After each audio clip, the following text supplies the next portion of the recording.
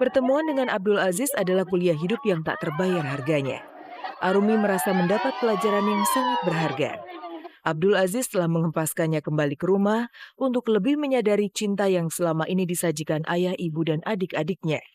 Dan sadar akan hal tersebut, Arumi pun berusaha membayar cinta itu.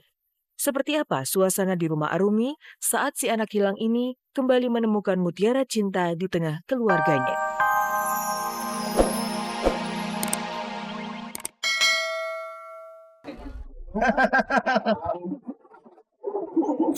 Yang pasti kasihan.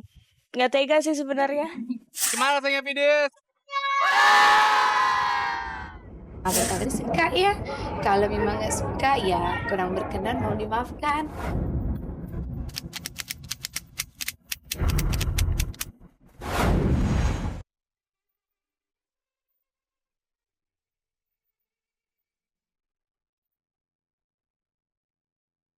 Dengan hati pilu, Arumi Bahsin menggendong bayi berumur setahun 6 bulan ini.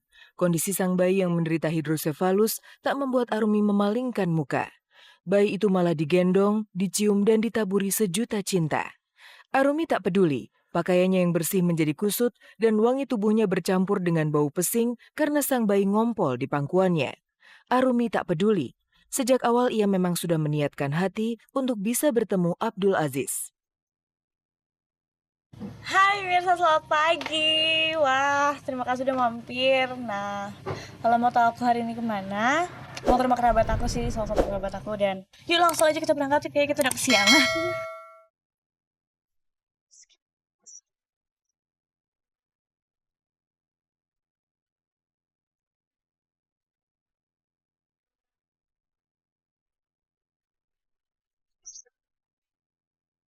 Aku udah nyampe tempatnya. Some people don't have a home, but I know there's sunshine beyond the rain. I know there's good times beyond the pain. Can you tell me how I can make it change? Ibu! Dia. Ya pemirsa, ini dia rumahnya Abdul Aziz, dan langsungnya kita ke dalam.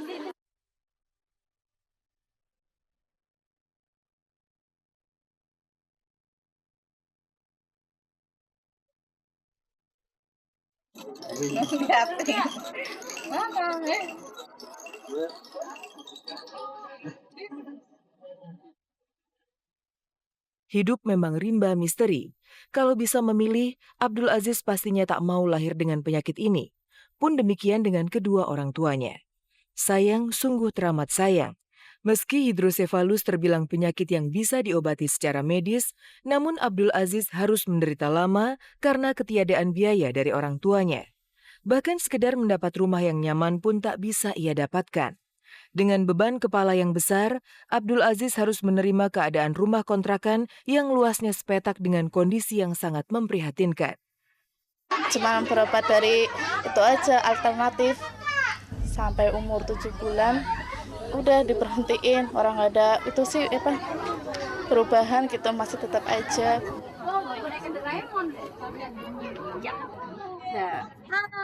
Yang pasti kasihan. Nggak tega sih sebenarnya.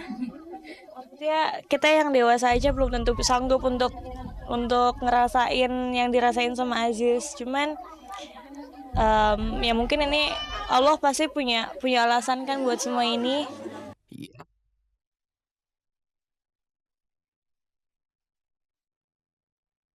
Abdul Aziz tentunya terlalu kecil untuk bisa menyadari artis cantik yang sedang menggendongnya. Namun, sekalipun belum mengerti apa-apa, Aziz bisa merasakan hembusan cinta yang mengalir dari lubuk hati Arumi.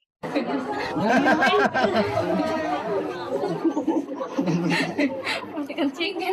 Nggak apa-apa. Berarti saya dapat rezeki dong. Amin. Jadi artinya daripada saya. Ini buat temennya atau? Sayangnya.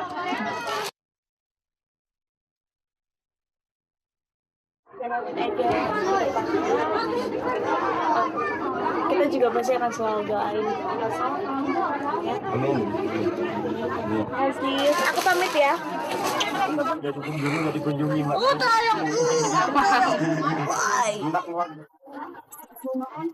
Saya pamit. Terima kasih sekali lagi.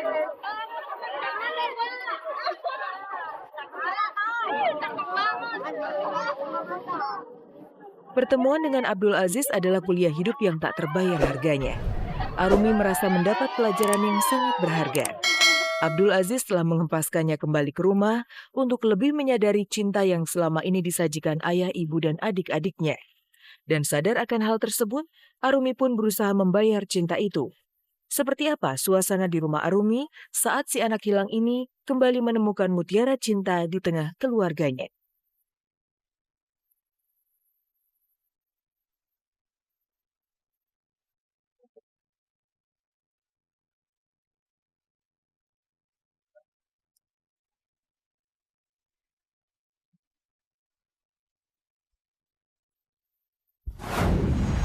Segala kemegahan hidup Arumi sebagai artis hilang lenyap di hadapan anak ini. Anak penderita hidrosefalus ini juga seperti menghempaskan Arumi untuk membumi dan kembali merefleksikan cinta di tengah-tengah keluarga. Setelah sempat kabur dan konflik dengan sang mama, Arumi kembali menata jalinan kasih di dalam rumahnya. Seperti apakah suasana cinta yang dibangun bersama Arumi dan adik-adiknya? Pemirsa, selama setengah jam ke depan bersama saya Hesti Purwadinata, inilah kabar teraktual untuk Anda. Dan tak ada kabar yang tak kami kabarkan karena kami kabar-kabari.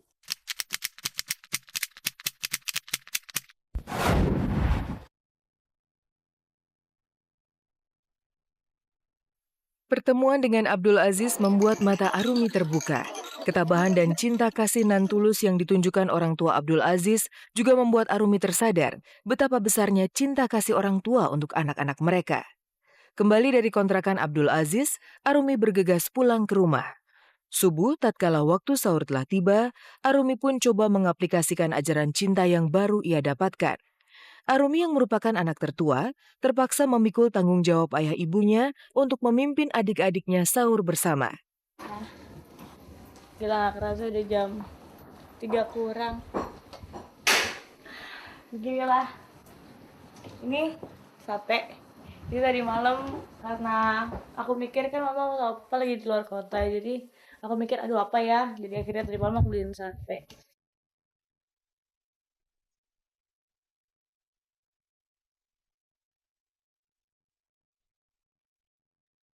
Setelah hidangan tersaji di atas meja, Arumi bergegas ke lantai atas untuk membangunkan ketiga adiknya. Hei! Sahur! Nah, sahurnya.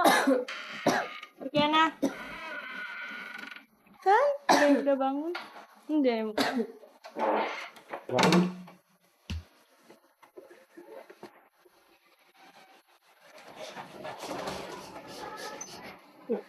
Jam berapa sih? Kayak pagian deh. Bagian. Enggak, karena kan memang aku udah suruh mereka untuk pasang alarm jam 2:30.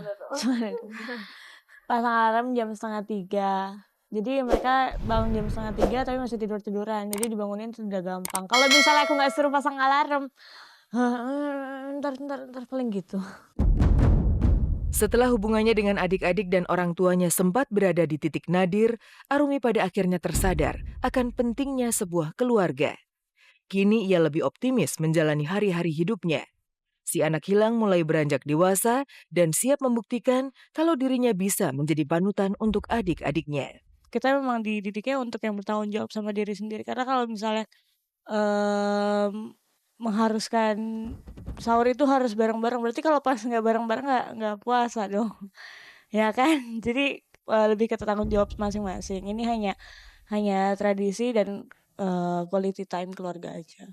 Ya pemirsa, terima kasih banget udah mampir di rumahku. Maaf berantakan.